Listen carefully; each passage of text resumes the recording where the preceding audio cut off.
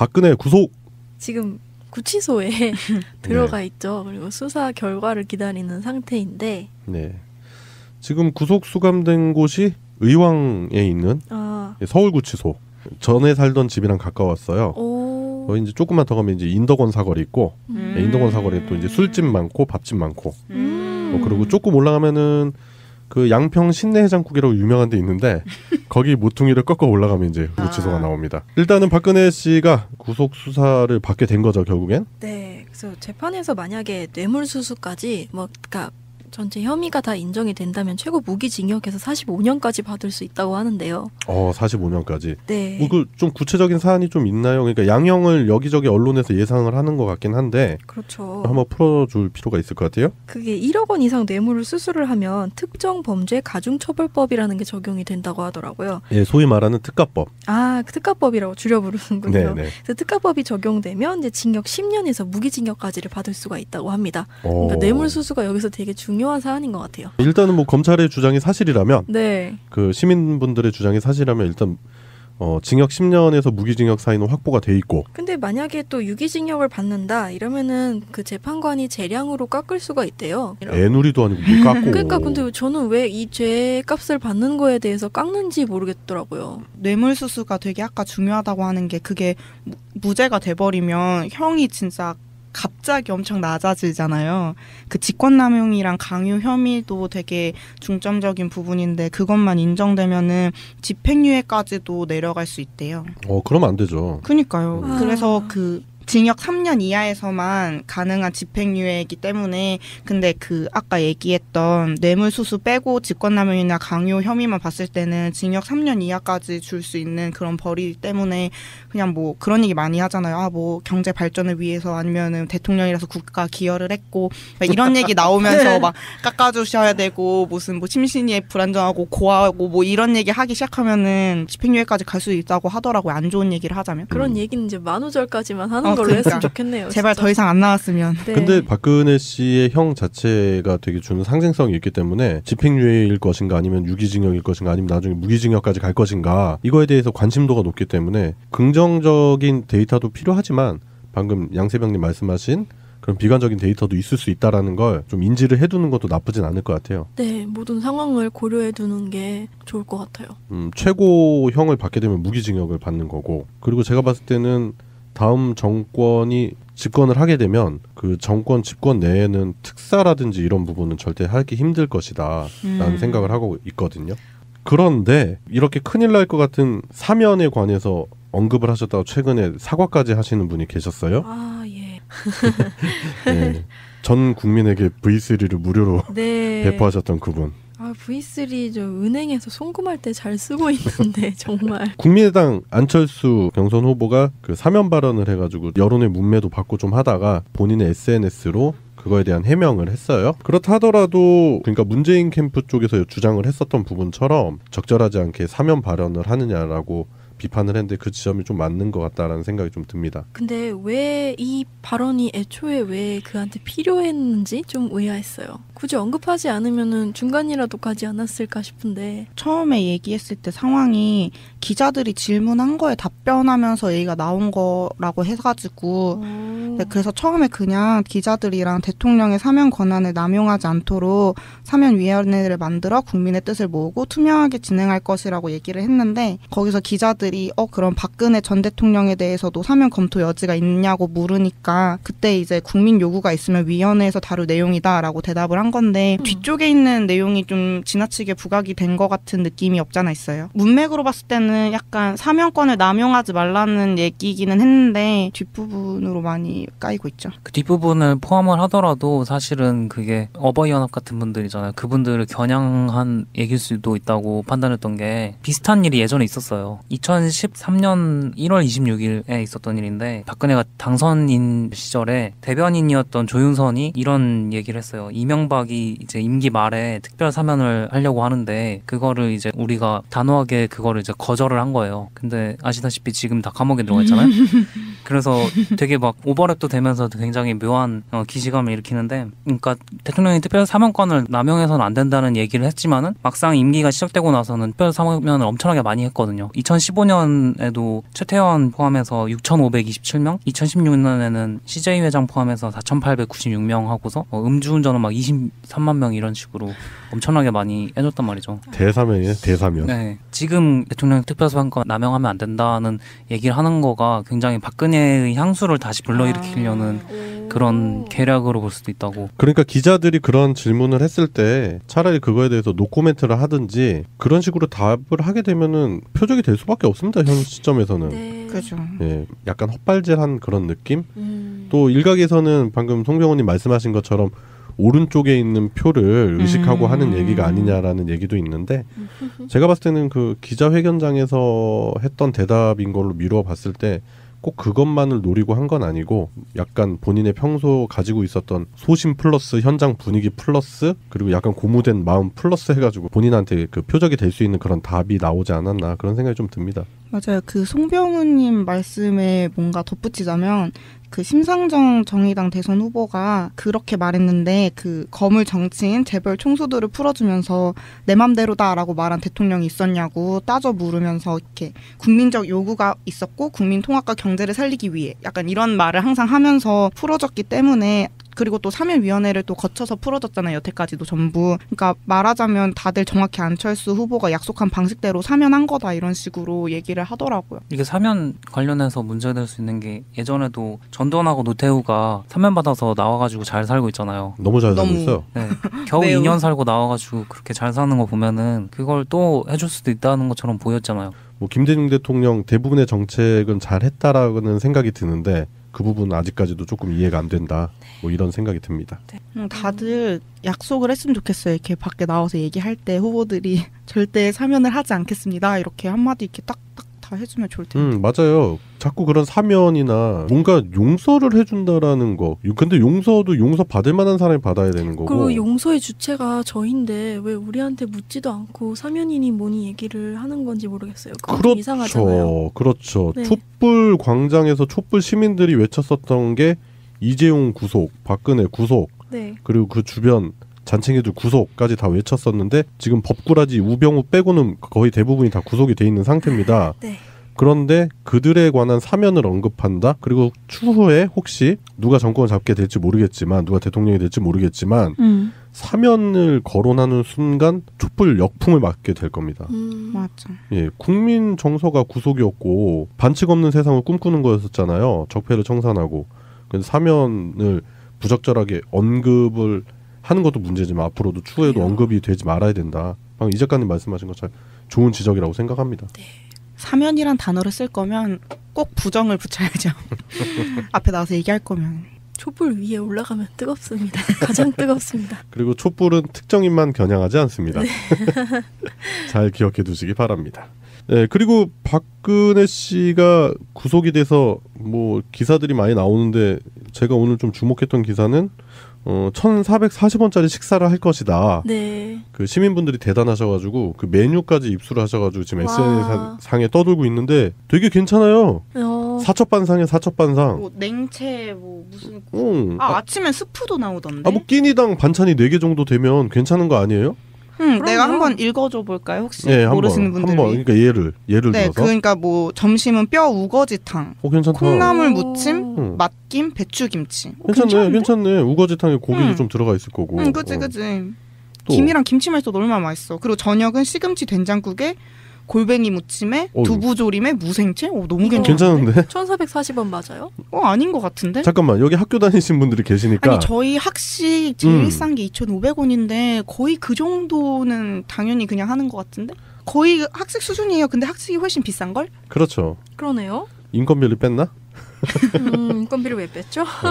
설거지를 근데 자기가 해요. 여기서. 근데 그거 당연히 누가 다시 한번 해주지 않고선 안 되지 않을까? 못하지 않을까? 이게 했는데 막 그냥 거품 껴있고 막 어떻게 할 줄 몰라가지고 먹어야죠 뭐. 이제 군필자분들은 잘 아시는데 이제 군대 가면은 자기 씻기는 맞아요, 자기가 세척을 맞아요. 해요. 근데 보통 그렇게 세척을 해도 워낙 더럽기 때문에 식기조가 따로 있어요. 그죠, 그래서 역시. 돌아가면서 깨끗하게 또 닦아 넣는데 그렇게 닦아 넣어도 더럽습니다. 기름기가 절잘잘 흐르죠. 그럼 뭐 이거 정도는 뭐 자기가 뭔가 자기가 치운다는 개념으로 뭐 네. 생각을 했을 때 1,440원짜리 식사치고는 내용이 괜찮다 뭐 이런 네. 생각이 들고 방에서는 TV도 볼 수 있다 그러고 방에서 TV 보면서 혼자 드시면 되겠네요. 별로 차이 없네요. 예전의 생활과. 나 혼자 산다 찍는다는 그런 생각으로. 변호사가 책도 넣어줬다는데 뭐 독서 시간 뭐 많이 즐기시고 그럼 될 것 같은데. 박근혜 씨 아버지 박정희가 예전에 혼식 장려 많이 했잖아요. 홈트라서 콩밥 뭐 이런 거 많이 나올 거니까 아버지 유지에도 거스르지 않는 아주 괜찮네요. 좋은 좋은 식단이 구성이 돼 있네요. 저희 이제 그러면은 여기 구치소에 있는 동안은 박근혜 씨를 이제 503번으로 불러도 괜찮지 않을까요? 너무 괜찮지. 저희 구치소 내 공식 호칭이 503번 박근혜 수용자 딱 그거래요. 공식 호칭. 근데 그렇게 길게 안 부를걸? 그냥 503번 503번 좋지 않나요? 영화 안 봤어요? 영화 같은 데 보면 전 224번 면회 맞아. 그리고 가. 네. 그 면회실은 분명히 왼쪽인데 오른쪽으로 가. 아 그래요? 그래서 다리 지지으면서 막 눈물을 흘려. 그리고 들어갔더니 이제 목사님 한 분 계시고 판사 몇 분 계시고 이렇게 이거. 체크해놓고 검은 보자기 있고 뭐 이런 장면들 그런 영화들 많았었죠. 그렇구나. 네. 영화 많이 좋아하셔. 영화 많이 좋아. 영화 많이 좋아. 티나. 티나? 너무 티나. 박근혜 씨가 예전에 우리 기억나죠? 그 당시 새누리당 국회의원들을 청와대에 불러놓고 호화 식사를 해가지고 문제가 많았었잖아요. 송로버섯 기억 안 나요? 그때 1억 1억 5천짜리. 벌써 까먹었어요? 송로버섯 까먹은 거예요 벌써? 아니요, 왜 저한테 그러세요? 아니 그래. 마땅히 쳐다볼 데가 없어서. 벌써 잊은 겁니까? 이러면 안 돼요. 그렇지 않아요. 네, 당시에 그 송로버섯이 뭐 물론 청와대에서 먹은 거는 뭐 몇 그램 이렇게 뭐 어떤 요리 위에다 이렇게 떨궜다고 하지만 그 당시 시가가 문제가 됐었잖아요. 그렇죠. 뭐 1억 5천만 원짜리 송로버섯이 청와대에 들어갔다. 뭐 이런 얘기가 있었는데 박근혜 씨 입장에서는 1억 5천짜리 송로버섯 그런 걸 이용해서 만든 요리를 드시다가 갑자기 1,440원짜리 식사가 입에 맞지 않아가지고 아마 제가 봤을 땐 사식을 많이 드시지 않을까? 뭐 이런 생각 좀 드네요. 그 돈 넣어주면 뭐 소시지, 과자 이런 거 다 살 수 있다면서요. 나 봤어. 다 살 수 있대. 그럼 조윤선 얘기를 좀 해야 될 것 같은데 조윤선이 그 영치금을 그렇게 많이 썼다고. 아 정말? 네. 뭘 그렇게 사 먹는 거지? 뭐 벌써 140 얼마치를 영치금으로 썼대요. 그래서 보니까 뭐 생필품도 일부 좀 반입이 될 수 있는 거 살 수도 있고 뭐 그래가지고 그런 걸 좀 구매하는데 썼다. 뭐 화장품 이런 것도 살 수 있다 그러던데 옷도 살 수 있고 운동화, 볼펜, 머리끈 뭐 이런 거 다 뭐 많이 썼나 보다. 역시 씀씀이가 남달라. 아니 보통 사람들 한 달에 100 얼마씩 쓰기 힘들어요. 그쵸. 약간 그냥 스트레스 풀려고 취미생활 아닐까요? 영치금 많이 들어오니까 그냥 오늘 심심한데 이러면서 쇼핑 나가고. 그리고 조윤선은 또 재산도 많았잖아요. 예전에 사치스러운 생활이 또 그러니까 그 장관 선임될 때 문제가 됐었고 여기서 무슨 한정판 이렇게 사 모으듯이 여기서만 살 수 있는 것들 다 사 모으나 보지. 돈 나중에 많이 갖고 쓴다. 나가려고. 기념으로. 근데 영치금 1일 사용 한도가 2만 원이래요. 한 달 다 합해도 그럼 60만 원이 안 돼야 되는 거 아닌가요? 그거는 발표하신 이용주 의원한테 직접 전화해서 물어보는 걸로. 번호 아세요? 아니 모릅니다. 네, 저도 모릅니다. 예. 네. 모르면 넘어가 예. 일단. 네. 그게 되게 문제가 많은 게 의약품 들어있는 상자 있잖아요. 구급함 거기다가 막 반찬 넣어가지고 막 들여보내고. 아 맞아요. 그 얘기 있었죠. 네. 진짜? 그런 식으로 계속해서 그 안에서도 탈법을 하는. 그거 기억 안 나세요? 특조위 의원들이 최순실이 출두를 안 하니까 구치소에 가서 특조위를 열겠다라고 갔는데 그 안에서 진압요원을 갑자기 동원해서 약간 협박식으로 그 특조위원들한테 볼펜조차 허용하지 않았던 그 구치소를 벌써 까먹으신 겁니까? 그런 집단이에요. 거기도 적폐 대상입니다. 어머. 볼펜 오바다 진짜. 네, 그래가지고 그때 특조위원들이 그 언론 매체들을 나와서 그런 걸 낱낱이 폭로를 했죠. 그 구치소의 비협조적인 자세에 분노하는 그런 얘기를 했었고 시민분들도 같이 분노했었던 기억이 나네요. 제가 인정해줄 수 있는 거는 이 영치금으로 전부 다 귤만 사 먹었다면 인정해줄 수 있습니다. 귤값이 조금 비쌌겠지. 그렇지. 이거 보니까 기사마다 뭐 2만 원, 4만 원 얘기가 좀 있네요. 예, 그래요. 일단은 박근혜 씨가 수사를 위해서 구속돼 있고 뭐 증거 인멸의 우려가 있었기 때문에 구속이 된 상태고요. 뭐 일단 범죄 사실이 나와 있는 것만으로도 충분히 뭐 우리가 기대하는 판결을 충분히 그 판사들이 이끌어낼 수 있을 만한 증거들이 많기 때문에 뭐 제가 봤을 땐 빼도 박도 못할 것이다라는 생각이 듭니다. 뭐 박근혜가 구속이 되느냐 안 되느냐 가지고 지난주 모든 사람들이 좀 그런 관심이 많았었잖아요. 네. 근데 일단은 구속이 됐고 그날 새벽에 갑작스럽게 자다가 깼어요. 그래가지고 구속됐다고 한 기사 뜬 지 한 40분 됐더라고요. 그래가지고 다시 편안하게 잠을 잤던 기억이 좀 나는데 박근혜 씨가 지은 죄만큼 형을 살아야 그 촛불 광장에서 외쳤던 새로운 대한민국 반칙 없는 세상 그게 이루어지는 초석이 되지 않을까라는 생각이 듭니다. 박근혜 구속 지금 구치소에 들어가 있죠. 그리고 수사 결과를 기다리는 상태인데 네. 지금 구속 수감된 곳이 의왕에 있는 서울구치소.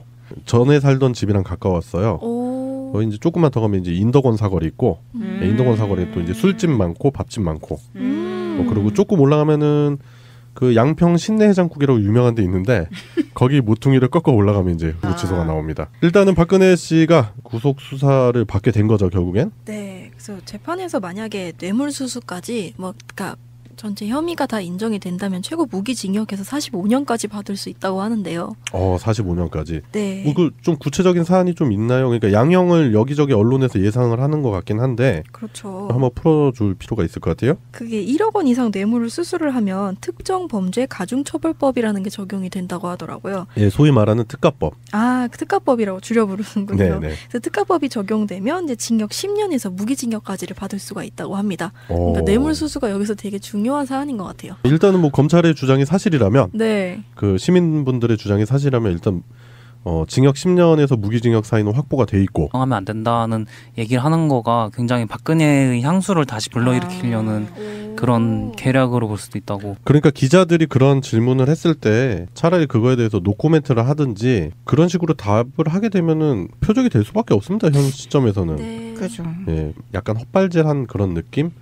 또 일각에서는 방금 송병호님 말씀하신 것처럼 오른쪽에 있는 표를 의식하고 하는 얘기가 아니냐라는 얘기도 있는데 제가 봤을 때는 그 기자회견장에서 했던 대답인 걸로 미루어 봤을 때 꼭 그것만을 노리고 한 건 아니고 약간 본인의 평소 가지고 있었던 소신 플러스 현장 분위기 플러스 그리고 약간 고무된 마음 플러스 해가지고 본인한테 그 표적이 될 수 있는 그런 답이 나오지 않았나 그런 생각이 좀 듭니다. 맞아요. 그 송병우님 말씀에 뭔가 덧붙이자면 그 심상정 정의당 대선 후보가 그렇게 말했는데 그 거물 정치인 재벌 총수들을 풀어주면서 내 맘대로다라고 말한 대통령이 있었냐고 따져 물으면서 이렇게 국민적 요구가 있었고 국민 통합과 경제를 살리기 위해 약간 이런 말을 항상 하면서 풀어졌기 때문에 그리고 또 3.1위원회를 또 거쳐서 풀어졌잖아요. 여태까지도 전부. 그러니까 말하자면 다들 정확히 안철수 후보가 약속한 방식대로 사면한 거다 이런 식으로 얘기를 하더라고요. 이게 사면 관련해서 문제될 수 있는 게 국민의 뜻을 모으고 투명하게 진행할 것이라고 얘기를 했는데 거기서 기자들이 그럼 박근혜 전 대통령에 대해서도 사면 검토 여지가 있냐고 물으니까 그때 이제 국민 요구가 있으면 위원회에서 다룰 내용이다라고 대답을 한 건데 뒤쪽에 있는 내용이 좀 지나치게 부각이 된 것 같은 느낌이 없잖아 있어요. 문맥으로 봤을 때는 약간 사면권을 남용하지 말라는 얘기기는 했는데 뒷부분으로 많이 까이고 있죠. 그 뒷부분을 포함을 하더라도 사실은 그게 어버이연합 같은 분들이잖아요. 그분들을 겨냥한 얘기일 수도 있다고 판단했던 게 비슷한 일이 예전에 있었어요. 2013년 1월 26일에 있었던 일인데 박근혜가 당선인 시절에 대변인이었던 조윤선이 이런 얘기를 했어요. 이명박이 이제 임기 말에 특별 사면을 하려고 하는데 그거를 이제 우리가 단호하게 그거를 이제 거절을 한 거예요. 근데 아시다시피 지금 다 감옥에 들어가 있잖아요.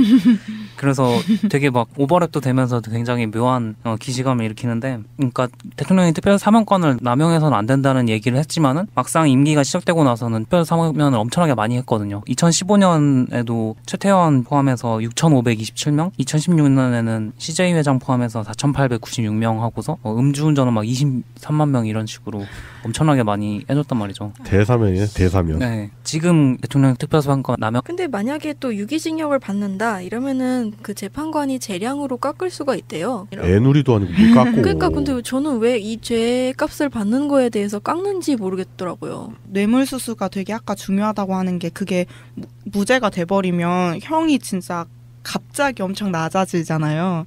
그 직권남용이랑 강요 혐의도 되게 중점적인 부분인데 그것만 인정되면은 집행유예까지도 내려갈 수 있대요. 그러면 안 되죠. 그러니까요. 그래서 그 징역 3년 이하에서만 가능한 집행유예이기 때문에 근데 그 아까 얘기했던 뇌물수수 빼고 직권남용이나 강요 혐의만 봤을 때는 징역 3년 이하까지 줄 수 있는 그런 벌이기 때문에 그냥 뭐 그런 얘기 많이 하잖아요. 아, 뭐 경제 발전을 위해서 아니면은 대통령이라서 국가 기여를 했고 막 이런 얘기 나오면서 막 깎아주셔야 되고 무슨 뭐 심신이 불안정하고 고아하고 뭐 이런 얘기 하기 시작하면은 집행유예까지 갈 수 있다고 하더라고요. 안 좋은 얘기를 하자면. 그런 얘기는 이제 만우절까지만 하는 걸로 그러니까. 했으면 좋겠네요. 제발 진짜. 더 이상 안 나왔으면. 네. 근데 박근혜 씨의 형 자체가 되게 주는 상징성이 있기 때문에 집행유예일 것인가 아니면 유기징역일 것인가 아니면 나중에 무기징역까지 갈 것인가 이거에 대해서 관심도가 높기 때문에 긍정적인 데이터도 필요하지만 방금 양세병님 말씀하신 그런 비관적인 데이터도 있을 수 있다라는 걸 좀 인지를 해두는 것도 나쁘진 않을 것 같아요. 네, 모든 상황을 고려해두는 게 좋을 것 같아요.